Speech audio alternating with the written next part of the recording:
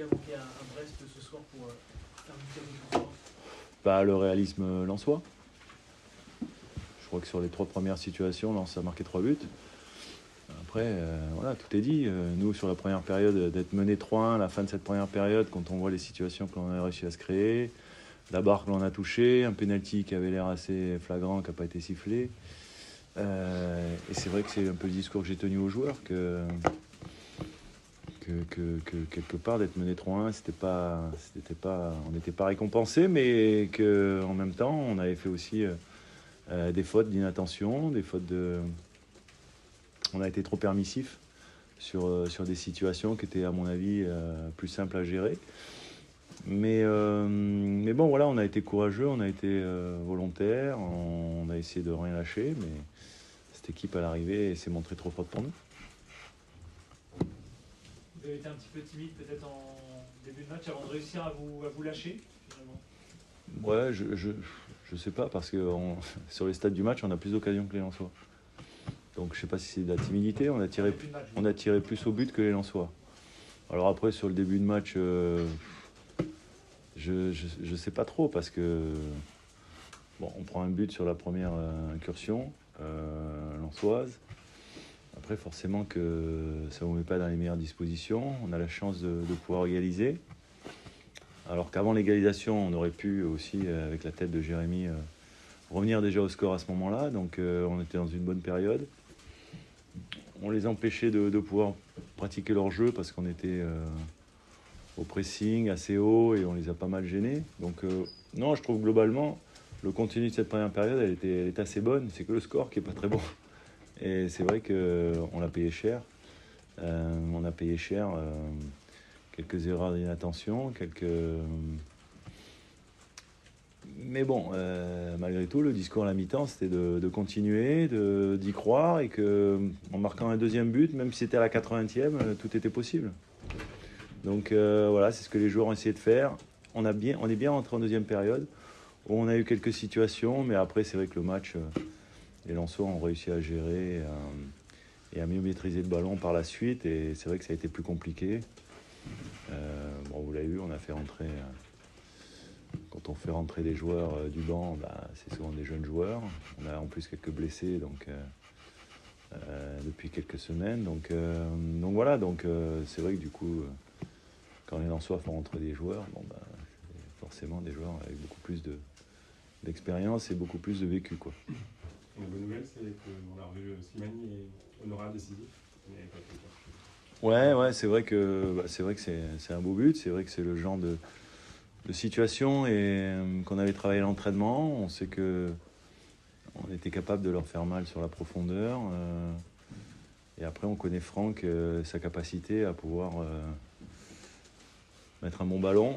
Et il l'a fait, c'était un ballon magnifique. Après, Islam a fait l'effort pour être là où il se trouve à l'arrivée. Et puis après, il fait le geste juste pour mettre le ballon d'où il vient. Donc voilà, donc ce qui est un peu paradoxal dans ce match, en fait, c'est que sur une première mi-temps où j'ai trouvé qu'on était dans le contenu, c'était pas mal, on prend 3 buts. Et c'est la deuxième période où malgré tout, on avait la volonté de continuer à essayer d'y croire. Donc on s'est retrouvé vraiment sur le fil du rasoir, souvent à gérer des 1 contre 1 derrière, très loin de notre but. Donc ça veut dire avec des phases d'instabilité où c'était très périlleux à gérer. On n'a pas pris de but, ce qui est paradoxal. Donc c'est vrai que voilà, c'est l'histoire de ce match. C'est décevant parce que quand on prépare un match, on le prépare toujours pour gagner ou pour se qualifier. On ne l'a pas fait. On savait que cette équipe de Lens, c'était pas le meilleur tirage. Mais bon, il faut vite qu'on se projette sur la suite. Et la suite, c'est dès dimanche. Est-ce que c'est un mal pour un bien, quelque part? Ça permet de se concentrer sur Moi, sur le lien, Moi, j'aime pas dire ça parce que je trouve que c'est toujours bien d'enchaîner alors, en coupe, une qualification. Même si ça fait un match de plus, ça permet aussi de faire jouer d'autres joueurs, de concerner d'autres garçons. Donc non, je dirais pas que c'est un mal pour un bien, mais de toute façon, on a joué notre chance à fond, ça n'a pas souri ce soir. Il y a peut-être à avoir des regrets, mais c'est vrai que quelque part maintenant, les choses sont claires, quoi. Voilà. Qu'est-ce qui te rassure quand même par rapport à ce jeu Ce qui me rassure, c'est qu'on est arrivé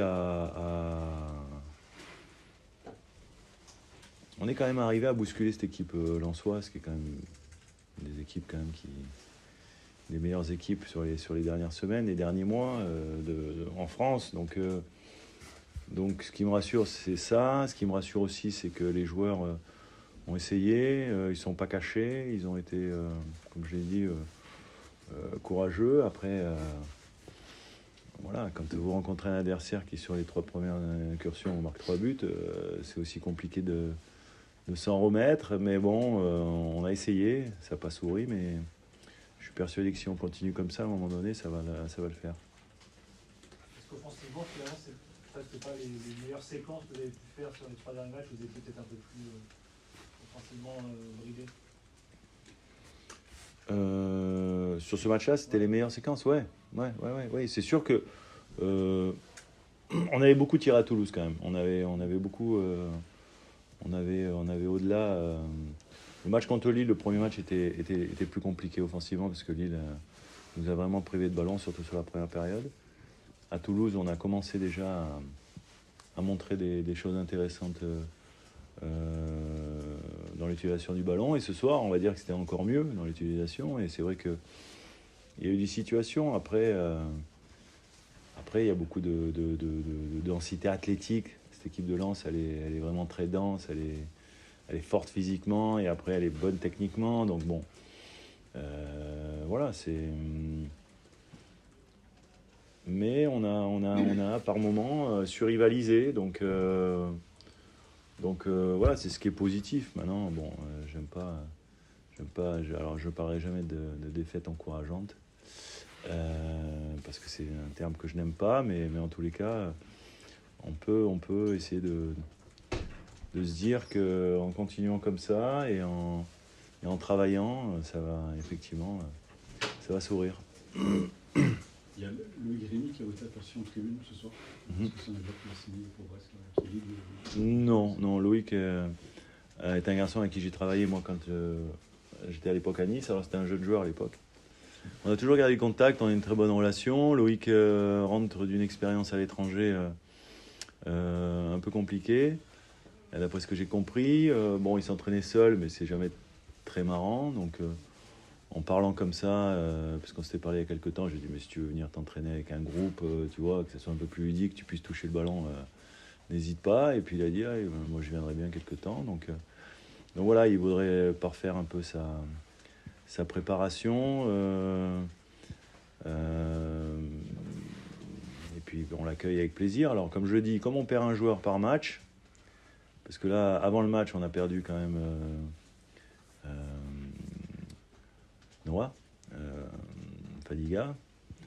Donc c'est le 4e joueur en 4 matchs. Qu'est-ce qu'il a Noah, une douleur à la hanche qu'il a obligé à déclarer forfait pour le match. Donc entre Romain, entre Mathias, entre Brendan et maintenant Noah, c'est évident que du coup, même on a besoin de joueurs pour les entraînements. On n'est pas assez, quoi. Donc Loïc, il va être un joueur de plus, que pour lui ça sera bien, et puis pour nous aussi ça nous permettra d'avoir un joueur de plus à l'entraînement, parce que s'entraîner à 15-16 ça devient compliqué, quoi. C'est un simple sparring partner, il n'y a pas de contrat à l'issue il n'y a pas de contrat envisagé. En tout cas il n'y a pas de contrat, non, il n'y a pas de contrat pour l'instant en tous les cas. Il y avait une idée derrière la tête quand même de l'accueillir et éventuellement... Alors moi, alors il y en a un qui peut en parler aussi bien que moi, puisque je crois que ce journaliste, cet éminent journaliste était à Nice à l'époque où j'étais entraîneur à Nice, et donc, ou même quand je suis revenu moi jouer. Donc c'est vrai que moi quand j'étais à un moment donné vers la fin de ma carrière et en fin de contrat, j'avais demandé à aller m'entraîner avec mon club formateur, donc j'étais allé m'entraîner quelques temps.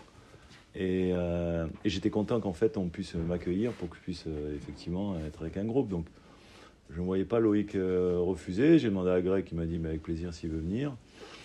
Après si Loïc arrive à l'entraînement et puis il casse sa baraque, on verra bien. Mais bon, peut-être qu'il y a quelqu'un qui viendra le prendre avant, j'en sais rien. Coach, question un peu annexe. On vous a vu très complexe, très heureux de retrouver Franck S avant le match. Est-ce que vous pouvez nous en parler un peu ? On a travaillé ensemble effectivement quand j'étais au Racing Club de Lens. C'était l'entraîneur de la réserve, donc c'était l'entraîneur qui était sous ma responsabilité. C'est un garçon que je suivais et que j'ai regardé travailler. J'ai apprécié effectivement le travail qu'il pouvait faire comme formateur à ce moment-là. Après, pour l'anecdote, c'est vrai qu'à un moment donné, il avait des sollicitations pour devenir adjoint d'un entraîneur qui était numéro 1 dans le championnat belge. Il en avait fait la demande de pouvoir y aller. Et moi, j'avais fait en sorte de le garder. Alors des fois, on en rigole et j'ai dit, je pense que j'ai bien fait de t'obliger à rester à Lens parce que du coup, derrière, il s'est passé ce qui s'est passé, l'opportunité de prendre le poste de numéro 1 et puis après, on voit la suite. Donc la suite, elle lui appartient, c'est dû à son talent, c'est dû à ses compétences forcément. Donc on a fait un petit bout de chemin ensemble et c'est vrai que comme c'était un garçon, d'abord un très bon technicien, mais au-delà, après un mec de valeur et de qualité, ça fait toujours plaisir de se retrouver, comme ça m'a fait plaisir de retrouver Philippe Montagnier à Toulouse la semaine dernière. Donc voilà, un mec normal, compétent. Dans ce milieu-là, quelque part, la normalité, c'est presque une denrée rare.